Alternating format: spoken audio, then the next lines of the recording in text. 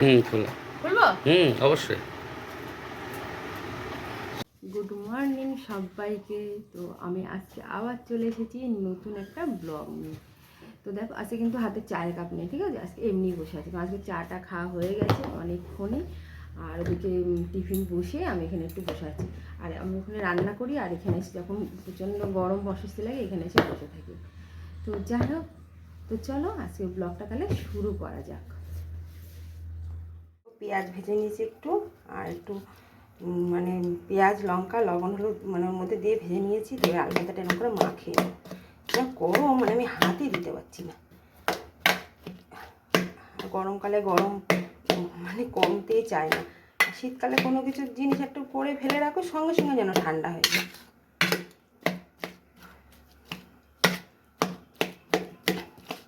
এটাকে ভালো করে সুন্দর করে একটু মেখে নেব।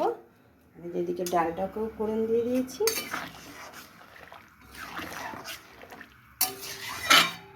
ডালটাকে ভালো করে ফোটাতে হবে। আর জানো তো আমি ডালটা একটু বেশিই ফোটাই, যত ফোটানো তত নাকি স্বাদ হয়।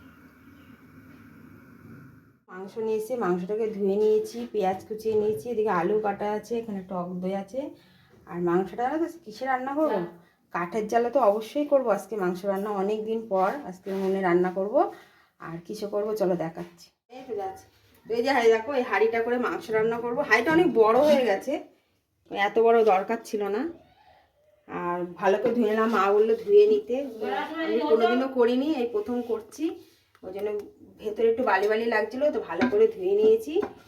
তো চলো আজকে খেয়ে একবারে মশলা মাখিয়ে এর মধ্যে দিয়ে দেবো। তো চলো মশলাটা আগে মাখাই। বাবা বসতে হবে না? না, হ্যাঁ, এটা তো স্যুপ টাইপের হবে।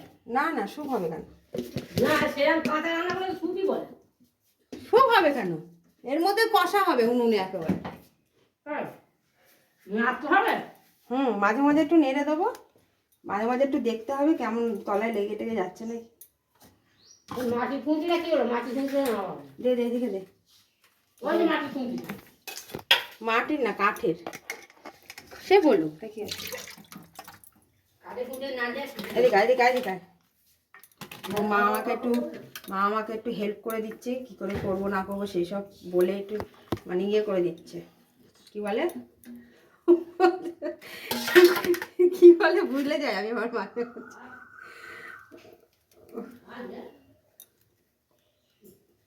মশলাগুলোকে ভালো করে আগে মাখিয়ে নিই। মাখিয়ে নিয়ে মাটি একদিন ওখানে বসে ন্যাকড়ার উপর বসা। কি খেয়েছো এত ঝাল লাগছে তোমার? কি যে হবে, ভালোই হবে, খারাপ হবে না। কষিয়ে কষিয়ে রান্নাটাকে করতে হবে।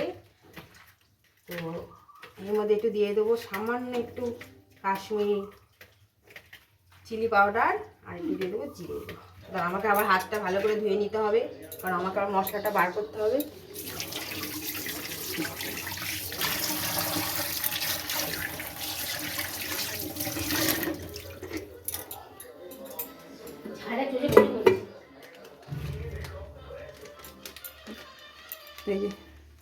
দিয়ে দিচ্ছি একটু জিরের গুঁড়ো,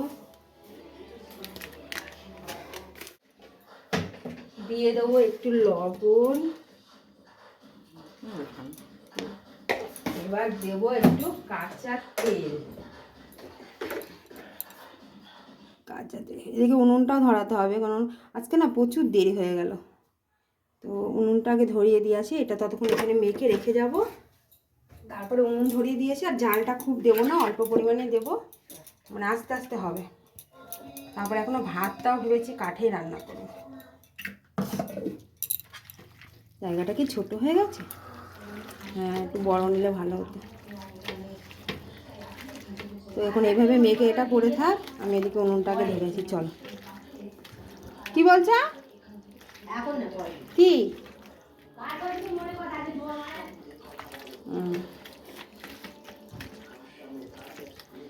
ভালো কি হবে, তোমরা কি বলো? তো ঠিক আছে, এটা এখন এখানে থাক কিছুক্ষণ। চলো আগে উনুনটা ধরিয়ে আসি। উনুনটা ধরিয়ে দিয়েছি, তাড়াতাড়ি এসো।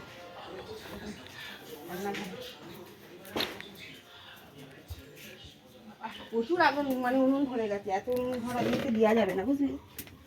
জয় মা অন্নপূর্ণার নাম করে করতে হবে রান্নাটা।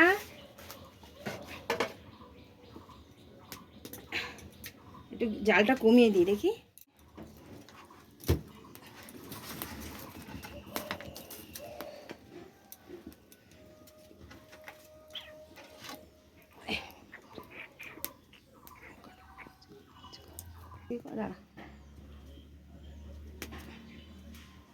জয় মা জয় মা জয় মা, ঠাকুরের নাম নিয়ে বসিয়ে দিলাম। তো জালটা একদমই কম দিয়েছি, কম জালে দিয়ে করব। এই যে খুন্তিটা নিয়ে নিয়েছি, একটু মুছে নিই। তো ইয়ে করলে কিন্তু আমার হবে না, বক করলে।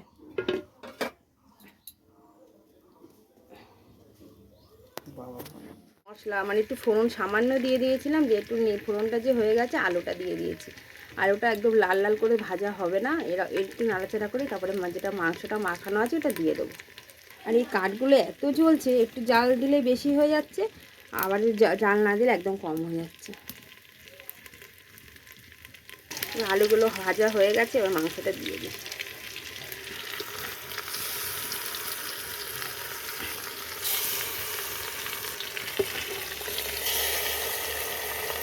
মাংসটা তো দিয়ে দিলাম, এবার পুরো এটাকে ভালো করে নাড়বো, নেড়ে চাপা দিয়ে রাখবো, তারপর একটু পরে খুলে দেখবো। ঢাকনা দিয়ে দিয়েছি, এটা আস্তে আস্তে হোক। তো চলো কিছুক্ষণ পরে খুলে দেখবো, ঠিক আছে কেমন হয়েছে। একবার দেখে নিই কি আছে অবস্থা। আর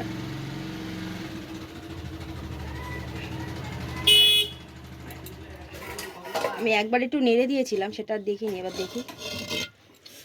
ওহো, কালারটা যা হয়েছে না,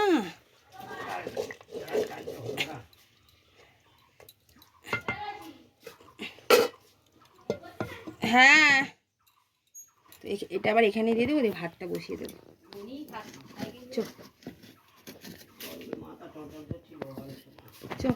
মাংসটা পুরো কমপ্লিট হয়ে গেছে, এখন খুলবো না। তো চলো ঘরে নিয়ে যাই। আর দেখো সকালবেলা আমি একটা হলুদ কালারের শাড়ি পরেছিলাম, যেহেতু ভাবলাম যে কাঠে রান্না করবো, ওই জন্য শাড়িটা প্রচণ্ড হালকা কালারটা, হলুদটা কালি লেগে যাবে জন্য কিন্তু খুলে রেখেছি।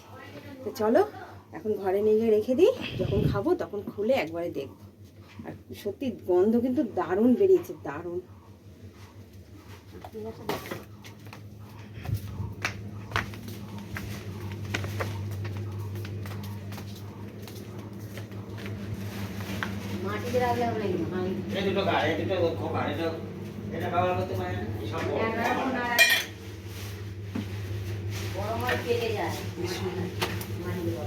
তো এখন থাকে এভাবে। কি করছো?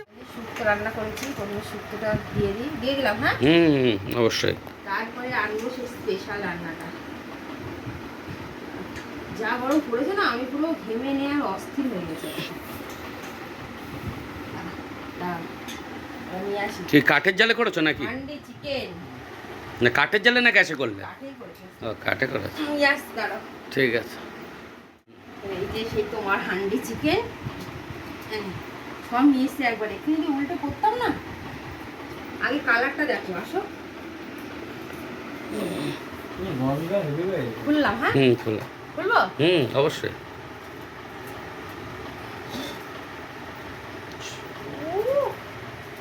বাহ, দারুণ কালার এসছে, গন্ধটাও খুব সুন্দর এসছে।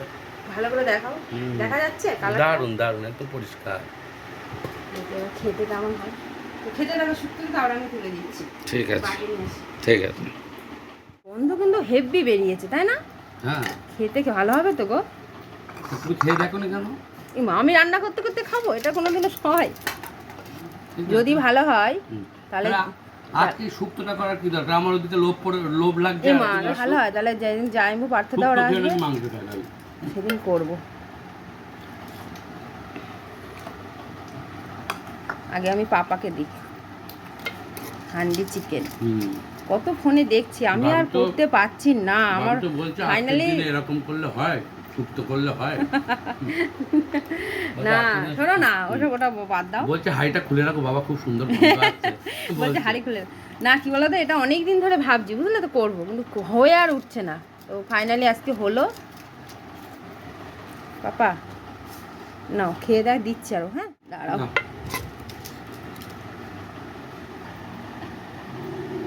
উফ, সত্যি অসাধারণ। গন্ধটা এত ভালো বেরিয়েছে, আমি কিন্তু ভাবতে পারছি না। আরে কাঠের জাল, তারপরে আবার হাঁড়িতে করেছো, গন্ধ তো বেরোবে সুন্দর। খেয়েছো এর আগে হাঁড়িতে মাংস, মানে মাটির হাঁড়িতে মাংস খেয়েছো? হ্যাঁ খেয়েছো?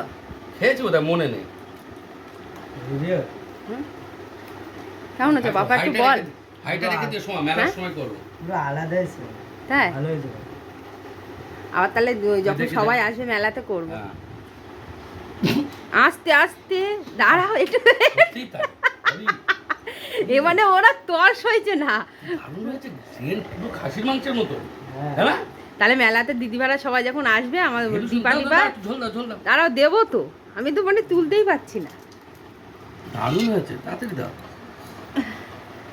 একটা সিরিয়াস বলছি শোনা, হ্যাঁ? সেন্টটা দারুণ হয়েছে। গন্ধ সত্যি বেরোচ্ছে, ভীষণ হ্যাঁ। গন্ধ বেরোচ্ছে। পুরো আলাদা টেস্ট। মাটির হাঁড়িটা একটা গুণ দাঁড়াও আছে, ভালো বুঝলে? করে দিয়ে দিই, তুলতে পারছি না। ওদের খাওয়া দাওয়া তো কমপ্লিট হয়ে গেল, খেতে খুব সুন্দর হয়েছে। তো এটা আমার অনেক দিন ধরে ইচ্ছা, আমি মানে করবো করবো করে হয়ে আর উঠছে না। তো আজকে রান্নাটা আমি করতে পেরেছি, এটা আমার সব থেকে বেশি আনন্দ লাগছে যে মাটির হাঁড়িতে রান্না করেছি। আর ওরা তো বললো খেতে খুব সুন্দর হয়েছে, তো আমি পরে খেয়ে মানে বুঝবো কেমন হয়েছে না হয়েছে। ওরা যেহেতু বলেছেন তাহলে ভালোই হয়েছে নিশ্চয়ই। তো ব্লগটা আমি আজকে এখানেই শেষ করছি। কেমন লাগলো তোমরা কিন্তু অবশ্যই কমেন্ট করে জানাবে, ঠিক আছে? আর সবাই একটা করে লাইক করে দিও। আবার দেখা হচ্ছে অন্য কোনো দিন নতুন কোনো ব্লগ নিয়ে, দেখি আর অন্য মানে পরের দিনটা কী রান্না বান্না করতে পারি, বা যদি কিছু আনে সেটা করবো, সেটা তো তোমাদের সাথে আমি অবশ্যই শেয়ার করবো। তো ভিডিওটা আমি এখানে শেষ করছি। টাটা, সবাই খুব ভালো থেকো, সুস্থ থেকো।